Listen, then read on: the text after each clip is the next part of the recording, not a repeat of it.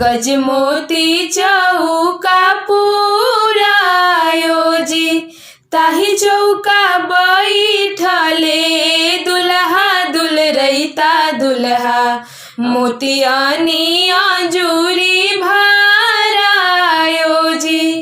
कुर्सी बैठला पापा हुकुमा जनावले, सुन बाबू ऑर्डर हमारा जी। अंजूरी के धाना बाबू भुइया गिरावहो, बिहने लगाई बैठा काठे ना जी। अतना बचना जब सुनले लड़की के पापा, समझ जी से विनती हमारा जी। दुखिया के दुख रउआ बुझिए समाधि, रौरो घरे धियावा को जी।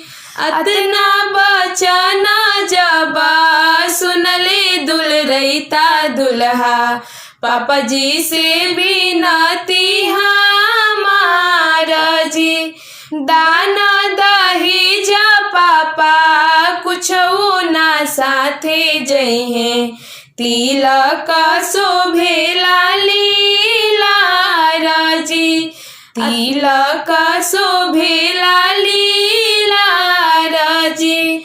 अतना बचना जब सुनले लइका के पापा, पीठ ठोकी दिहले आशीष जी।